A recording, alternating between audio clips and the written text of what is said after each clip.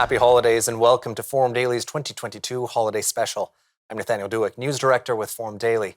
Our special this year will take a look at the holiday season and what some organizations and individuals are doing to give back.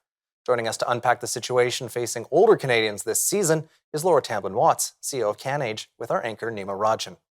A seniors advocate says as prices soar, many older Canadians are facing choices between heating their homes or buying food. CanAge CEO Laura Tamblin-Watts says many Canadians over the age of 65 are experiencing poverty for the first time, and an increasing number are becoming homeless. Food banks in Alberta have been seeing a more than 70% jump in demand for their services over the past few years. Well, with us now to discuss the situation facing many older Canadians, especially amid the holiday season, is Miss Laura Tamblin-Watts herself. Ma'am, welcome to Forum Daily. Thank you. Now, we hear a lot about how the rising cost of living is impacting Canadians in general, but how do the unique experiences of seniors compare to other demographics in Canada in terms of this? Certainly, living on a fixed income means that as costs rise, your pension may not rise to match it. And that's the experience of most Canadians. So if you're looking at what you had before and what the costs are now, that difference is really hard to make up if you're not earning new money. And that means everything is more expensive. And all of this comes amid the peak or following the peak of the pandemic when seniors were most at risk. So how have seniors been impacted both socially, financially, even mentally following the pandemic? Economically, we've seen many older people have increased costs. They can't take public transit because they're worried about COVID-19, as they should be. So they're having to use more expensive forms of transit, sometimes 10 times more expensive if you're taking a rideshare app or a taxi than if you're taking public transit. We're also having increased delivery costs where older people may have been able to go to the grocery store or the pharmacy. They're now, of course, using delivery services to keep themselves more safe. All of those things add up. Additionally, many older people who didn't use the internet or telephone as much in terms of smartphone costs have really had to add those costs. And we all know how expensive those pieces are in Canada compared to other countries. Those are additional costs as well. So the whole piece added together, it's been a real economic strain. Socially, we know that older people are more isolated than they've ever been. And social isolation and loneliness is as bad for us as smoking 15 cigarettes a day and can take up to 8 years off a person's life.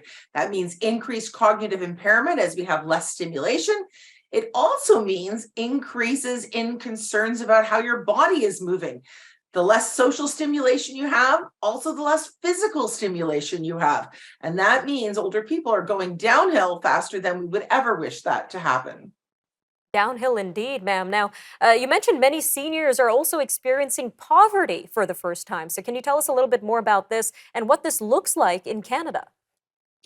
Older adults in Canada have always struggled with poverty in terms of a certain segment of our population. And that poverty index is overwhelmingly older women, particularly those who've been widowed or divorced, who've come in and out of the workforce, perhaps, or not been in the workforce, so haven't paid in to pensions and social benefits.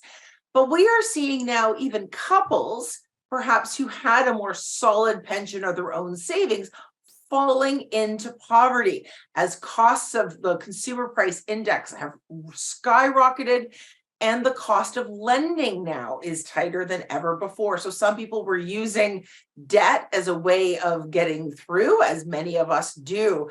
But when we see the cost of our interest rates skyrocketing, those debt costs now have to be paid back at a higher rate than they bargained for.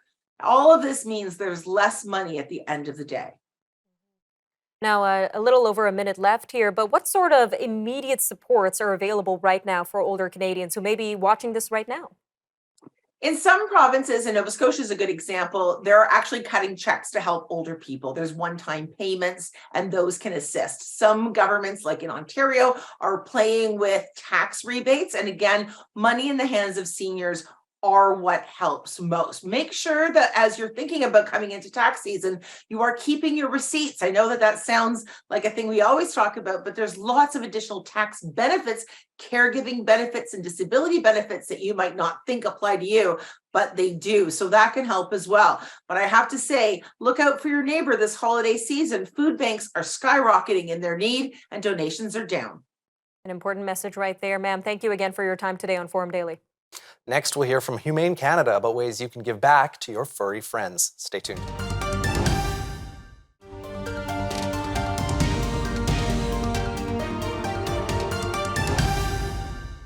As the holiday season draws near, Canadians across the country will be spending more time with family and friends, including our furry friends. But some pets may not have a home this winter. Many new owners are surrendering their so-called pandemic pets to animal shelters. Now, amid this trend, Humane Canada is working to improve animal welfare in the country. The organization helps humane societies and SPCAs across the country advocate for animal protection laws and policies and provide public education and research. Well, to tell us more about Humane Canada and how to give back to our furry friends this holiday season is Ms. Tara Hellawell, Director of Donor Relations and National Engagement at Humane Canada. Ms. Hellawell, welcome to Forum Daily. Thank you. Really happy to be here. So what do we know so far about the current trend of acquiring pandemic pets in Canada in particular? Yeah, we unfortunately, we've connected in with our members, humane societies and SPCAs and rescues across the country. And in the last 6 months, they have reported a big increase in surrenders during this time. Adoptions during the pandemic. So for many, the time it was good to have a family member, and many people working from home and looking for the loving companionship of their dog or a cat. And now we're seeing reports indicating that a lot of Canadians are giving up these pets or returning pets, as you say. So how is this impacting animal shelters across the country? Yeah, so our members have seen a spike of animals being surrendered to shelters. And what they're telling us is that they're mostly not the adopted animals that they've been adopting out, but they're being because they have a really good process of trying to make sure those adoptions are a good fit. But instead, the animals are being acquired by other means during the pandemic through breeders of various types. And some of those animals, sadly, they have some serious issues like increased behavior problems, aggression, lack of training, poor health. And of course, there are a lot of factors that could have caused this. But we know that overbreeding of animals in poor health, in poor conditions, like in puppy mills, can be a factor, along with simply not understanding what it takes to train a new puppy, the cost of care for a kitten, for example. And also right now, access to affordable veterinary care is also a big challenge in Canada. Those are some very important points to consider when adopting a pet or buying a pet. Now, there are a lot of reasons why people might consider returning a pet amid rising inflation and the pandemic recovery. So what kind of advice would you have for pet owners who may no longer be able to afford their pet? Yeah, we know it's definitely a challenging time for everyone in Canada, including pet owners. And I mean, we have tried to address this certainly. And in 2021, we started a national pet food bank initiative. We granted over $80,000 to pet food banks across the country. And there's more funds on the way, and that program is growing. And so, we ask people, go visit your local Humane Society, SPCA food bank, check and see what supports they can offer. We want to keep pets with families. They want that for sure. And so for those of you who can afford it, maybe, or if you can afford it, consider pet insurance. Depending on the animal, for a small monthly fee, it can help you cover the high cost of a vet bill in an emergency or an unexpected illness. I know that's not for everyone, but it is a good thing to do to try to negate that risk. Don't feel like you have nowhere to turn. Our member shelters understand and they won't judge. And ultimately, the welfare and safety of the animal comes first. Indeed. Now, turning to another hand of the situation, what about people who are considering adding a new member to their family amid the holiday season? Can you tell us a little bit more? I know you spoke about puppy mills and breeding. So can you tell us a little bit more about the benefits of adopting a pet, maybe even an older pet this holiday season? Yeah, there are lots of animals in shelters right now, that's for sure. We know that because we've checked in with our members. So the benefit of adopting an older animal is that they could have better training, they're a little calmer, they may fit better in your home environment, and your local shelter, SPCA Humane Society, can help find a really good fit for you. And if you don't go that route, then please just do your homework. Only choose ethical breeders. Meet the dogs that you're going to be getting an animal from. I mean, there's just a lot of things you can do, and certainly our website has good information about choosing well in that area. Some important information to consider there. A quick 45 seconds left here, ma'am, but the holidays are quite a busy time. But what do you want Canadians to think about with this holiday season when it comes to animal welfare in this country? Well, just remember that animals have no voice. We speak for them, and so we need to continue to speak up for them. And supporting an organization like Humane Canada can help do that. We represent animals across the country. We represent humane societies and SPCAs who are caring for them on the front lines in your communities. So, continue to look out for them. They really need us. All right, Ms. Tara Helliwell from Humane Canada, thank you. Thank you so much for your time today. After the break, we'll have Canada Helps to tell us about the best ways to give back this holiday season.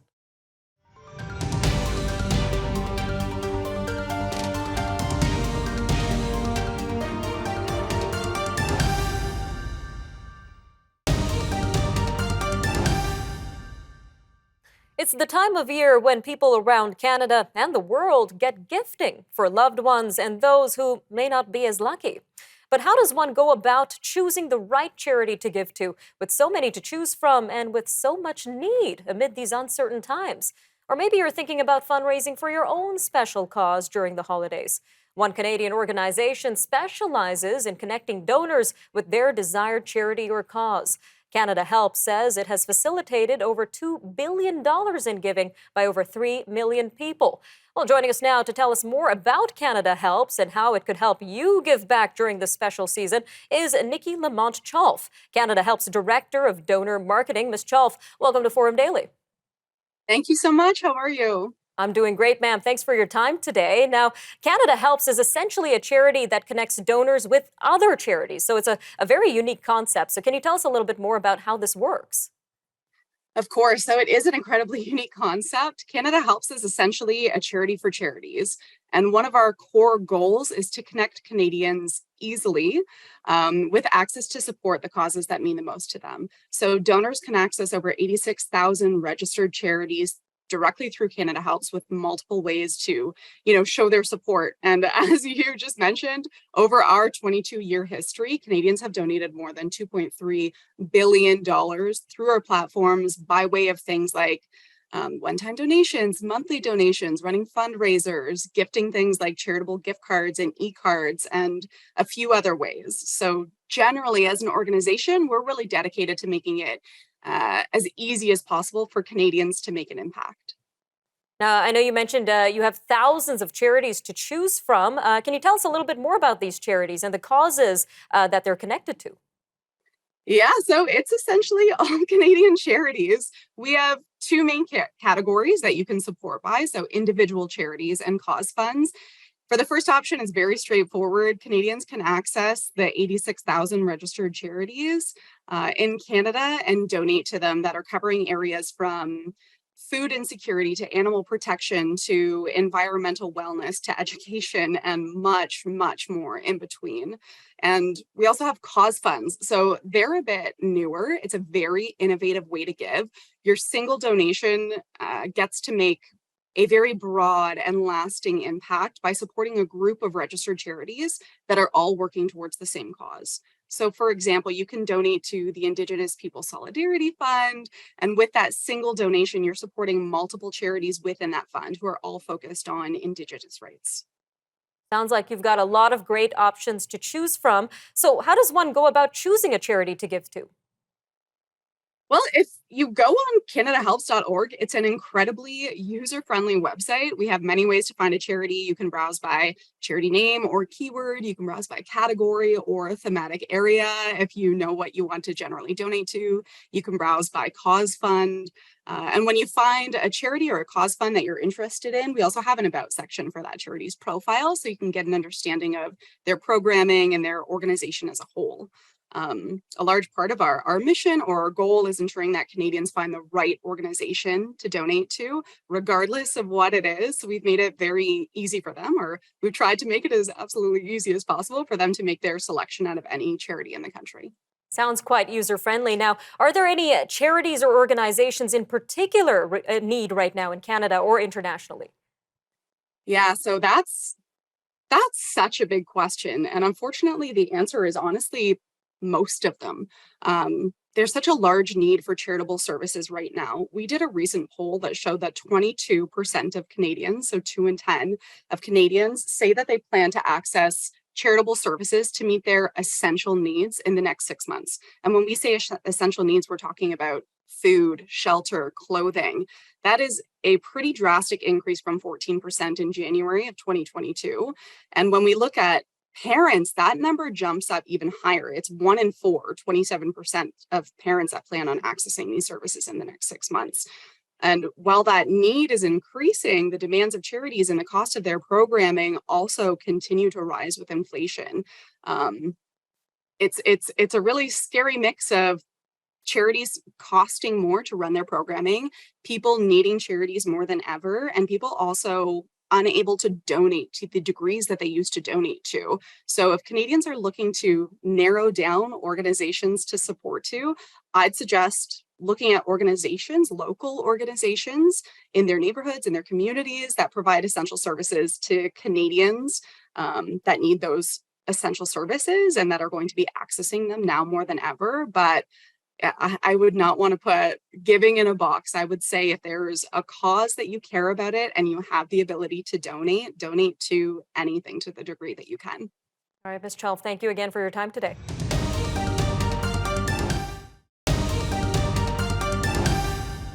Social agencies and advocates say that rising interest rates and high inflation are pushing more Canadians into homelessness. This comes as food bank use is also on the rise across the country. Amid this, one organization is advocating for Canadians to help those who once served this country. According to the Homes for Heroes Foundation, veterans are twice as likely as non-veterans to experience homelessness. It also says that female veterans are twice as likely as their male counterparts to be homeless. Well, joining us now to tell us more about this and how Canadians can help veterans this holiday season is Mr. David Howard, co-founder and CEO of the Homes for Heroes Foundation. Mr. Howard, welcome to Forum Daily. Thanks for having me on. So some very eye-opening figures on your website, Mr. Howard. Tell us a little bit more about the current state of homelessness among veterans in Canada.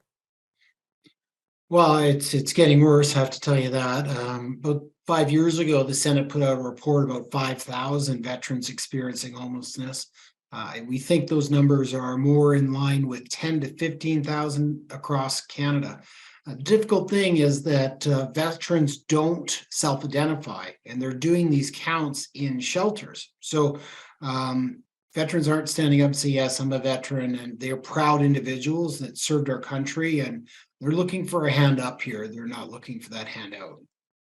It's saddening to hear that it's getting worse. Now, I want to dig a little bit deeper into the facts on your website. Why were veterans found to be twice as likely to fall into homelessness compared to non-veterans? What are some of the unique experiences and inequalities they may be facing in Canada right now? Well, a lot of our tenants and what we're seeing in our veteran villages is we have a lot of vets that are suffering with post-traumatic stress. And that's one of the main reasons that we built the Homes for Heroes program, is so they could enter a healing program with a community of peers. There's also issues in regards to that reintegration as far as savings, getting moving forward in regards to further educating themselves, and a difficult time on that transition and taking the skills they've learned within the military, putting that into a resume that's going to express the hard work that they did serving Canada. And on top of that, what's interesting is that female veterans were found to be even more at risk. So why is that? Well, they're suffering some of the same issues that our men are, but at the same time, there's a lot of our men, our women that have been sexually assaulted during their service. And that has led them to early release, not being able to save enough when they exit the military, and then finding themselves in the street. And what's happening with the economy is making it worse for both men and women. Indeed. Now, just about 2 minutes left here, sir, but what are some of the current supports out there for veterans that are experiencing homelessness in Canada right now? Well, Homes for Heroes builds tiny home villages for our vets experiencing homelessness. There are some other localized programs that Multi Faith Housing is doing one, and there's one in the old Mission Brewery in Montreal. Those are really the only ones that are happening. We're the only organization that is building across Canada, and our goal is to end the issue of veteran homelessness. All right, sir. So tell us a little bit more about Homes for Heroes and how it's tackling veteran homelessness across the country.